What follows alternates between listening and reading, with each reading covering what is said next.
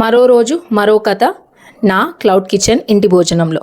చాలామంది నన్ను అడుగుతున్నారు, మీకు రెగ్యులర్గా ఆర్డర్స్ వస్తాయా? రెగ్యులర్గా ఆర్డర్స్ రావాలంటే అసలు ఏం చేయాలి? మాకైతే రావట్లేదు. అసలు మీరు బిజినెస్ని అలాగే ఆఫీస్ని ఎలా మేనేజ్ చేస్తున్నారు? ఆగండి, అందరికీ ఆన్సర్ ఇచ్చేస్తా ఈ వీడియోలో. So coming to first point, business and ఆఫీస్ని ఎలా మేనేజ్ చేస్తున్నా అంటే ఇష్టం కాబట్టి ఎంత కష్టమైనా సరే చేయాలని అనుకుంటా, అండ్ అదే నా గట్టి నమ్మకం.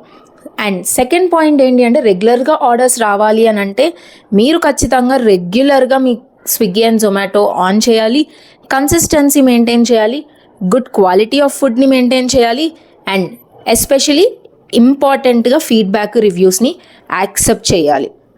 నెగిటివ్ వచ్చినా పాజిటివ్ వచ్చినా యాక్సెప్ట్ చేసి ముందుకెళ్ళాలి అండ్ మనం గ్రో అవ్వాలి. నా బిజినెస్లో కొన్ని చేంజెస్ స్టార్టింగ్కి ఇప్పటికి చేంజ్ చేశాను, అండ్ నేనైతే గ్రోత్ని చాలా అబ్జర్వ్ చేస్తున్నా. మీరు ఇంకెవరైనా నా ఫుడ్ని టేస్ట్ చేయలేకపోతే కిందున్న వాట్సాప్ నెంబర్కి వెంటనే ఫుడ్ ఆర్డర్ చేసేసుకోండి. వీకెండ్స్ అయితే కస్టమైజ్డ్ మెనూ కూడా ఉంటుంది, మీకు నచ్చినట్టు మీకు వండి మీ ఇంటికి నేను డెలివరీ చేస్తాను.